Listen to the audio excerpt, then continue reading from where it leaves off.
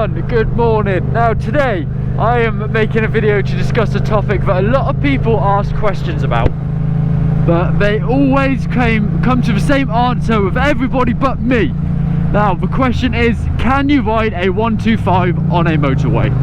Yes, you can, as long as you've passed A1, A2 or A. It doesn't matter which license you've passed, because all of them are entitled to 125 and motorways. So with that bit out of the way, we can discuss how safe it is and should you do it. Because I'm in a lot of these Facebook groups, I'm sure you guys are as well, like Beginner Motorcycles UK. I like to advise new riders and help them out. Or I'm in the R125 pages or the Yamaha UK pages, or all of them types of things where, you know, new riders tend to get bullied and intimidated by other riders. Why did my bike feel so underpowered? There we go. So first things first, you merge onto a motorway on your 125, and I just want to point out at first, I'm speaking from experience as someone who went from Oxford to Blackpool on a 125 with pillion, with loaded bags several times. I nearly dropped the bike and that would have been really funny. So I feel like I'm in a good position to discuss this here, whereas others might not be from their GSXR 1000. Yeah, 125s are shite. So yes, they are safe. You just got to know how to use a motorway safely. That is the problem. So in the video that I made of my 125, you can see me getting into the third lane, overtaking Audis, Teslas, vans, lorries, all sorts. And you know, we even get up to like 80 at some point. But you know, the dashes aren't 100% accurate, so I take that with a pinch of salt. So obviously there's that. So you merge into the first lane and there's a lorry in front of you. The lorry is going 65 and you're going 67. What are you going to do? You're in gear 6, you're maxing out your engine, you're at 67 miles an hour. Are you A, going to wait behind the lorry, or B, take up the second lane and slowly overtake it? And you can do whatever the fuck you like as long as there's no car in the second lane, because that is what the third lane is for. The third lane is for overtaking the second lane, and the second lane is for overtaking the first lane. So as long as your speed, you stay there. As long as your speed is more than the other lane, you can go for it. But this is where you have to be careful in the third lane. I learned a lesson once. Second lane is fine. You guys are all used to it and dual carriageway riding. It's that third lane where you get into that third lane and you can't get out of it because the second lane starts moving faster than you. That's where the situation starts, because I've been in that before. And it's not very fun when you have your left indicator on and everyone is just whizzing past you up front. It's not good. It's not fun, and it shit scared me up massively. So there are ways to ride on the motorway on a 125. You just got to be sensible about it, and remember that the cars around you have a lot more power. So you must be dominant in the road with your positioning, otherwise cars will push you about, and it will not be a fun story to retell in a year's time. Whereas my story was a fun adventure for all the family. Do I need fuel? No, we're good. We're good. We're good. So I'm going to do a U-turn at this roundabout because I actually got distracted and went the complete wrong way. I'm supposed to be going to the gym. Oi! So yeah, now you guys have a more of an insight into 125cc and motorway riding. Now, a lot of people ask, Nath, why would you even try it? What went through your head? And you know, there are some questions like that on my channel, like why would I ride in snow? Why would I ride on the motorway with pillion on a 125? Why would I ride in torrential rain and a thunderstorm? And I do all this, so I am a case study for other people. People can look at me and go, look, it is possible. Other people are just bullshitting you. And that's why I do a lot of the stuff I do. I do the stuff that not many other riders would do. Other motovloggers, they garage their bike when it starts snowing. Not me, I get the camera straight on. So I like to be the one that you can look at and be like, hey, Look at this idiot. Look, this is why we shouldn't do this, and this is why we can do this. So that's why I do stuff. And this is one of them topics that I want to be advising people on. Oh. Ah, that's fun. That's fun. So yeah, that's pretty much it, to be fair, guys, for motorway riding. There's not really much to it. You come to a motorway intersection or big roundabout, the lanes are very clearly marked. From about a mile away, they tell you what lane to be in and which lane goes where on the roundabout. It is, you know, motorways are the most high maintenance road, especially the M6 toll. That is my favourite road in the UK, the M6 toll. Flat, pure road, yeah, with very limited speed cameras. I've not been down there and been flashed while doing an excessive speed before. Hey look, we're in town. And look, everything's closed so I can be loud. Oh, I'm going to park right here so I get all the attention.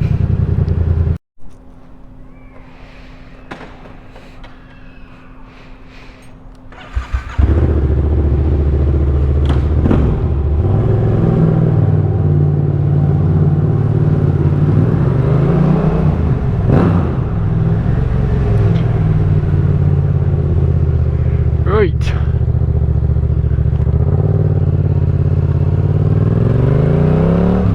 Okay guys, so I'm now done at the gym and we are going back this way, and I'm going to change the topic now. I've had a good, my arms hurt so much I can't even lift them up.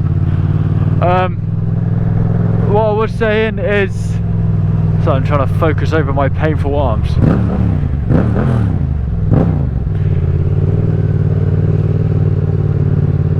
No, okay, I was going to let you cross. But alright, okay, so R125's worth getting on a different license. Let's say you've just passed your A. Should you buy a 125? Look, my bike is struggling. There you go. Should you buy a 125 if you have an A2 or A? It's a good question, because I was an idiot who bought a 125 4 months before he done his A2. Caught me out quite a bit, because then I couldn't buy, you know, the bike I wanted. So, should you? No. No, God, No, please, not really. I can't lie. A lot of people say, oh, should I go to the cafe? Should I? No, boy, I don't need anything right now. I just burnt calories off, don't want to put them back on straight away. So, sorry, I keep getting sidetracked. I bought a 125 4 months before my A2 and it was on finance. A lot of people say I'm starting on a lower CC because the insurance is less. Now that is true in some cases. Some 125s are more expensive to insure than an old style 600. So my suggestion is, before you go and just buy a low CC because you heard the insurance prices would be lower, go do some, I always go onto confused.com. You know, I think that's a great place to start. Or the bike insurer is also great. You go in there, type in some details, and then I go onto Auto Trader and I search bikes I like that I wouldn't mind having, and then I see which ones have the reg plate in the photos, and then I do a quote for that reg, and then it tells me the price for that bike, that year, that mileage, and so on. And then I could be like, huh, this insurance quote is £25,000. I don't think I should buy that. And then I do another one and it will come up 250 quid. I'm like, yeah, there you go. And that bike's a little bit more expensive, but the insurance is £2 less. So in conclusion, I will do it. I want to go this way so I can hit some 50s, because I'm so tired of only pulling my throttle back a quarter. Not even that. No, but I'm going 30 right now. Yeah, look at my throttle twist back to 0. See that? That's it. My throttle is, you know, that much out. Look at the twist, ready? Look. That is it. That's all I'm using right now. I'm going 30 wide, boring. So I want to get on the 50 so I can open it up a bit. Oh, I got parts coming for this today. Someone's editing this video today, so I don't know when it's going to be out. But I will be making another video if the stuff I buy is good. I got bar end mirrors. I got indicator relay stuff so I can put LED indicators on. I'm going to be making a video on that. No, you are not stopping my speeding streak.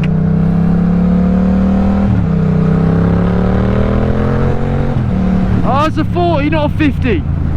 Ah! Who changed this shit? No one saw me, good. Okay, so I'm getting indicator relays for 2-pin adapters and then LED smokes indicators for the front and back of this bike. This bike actually came with one of these ballpoint mounts in there, bolted to the handlebars already. So I've got the 1-inch arm coming to here, so I've got in the quad lock sat there.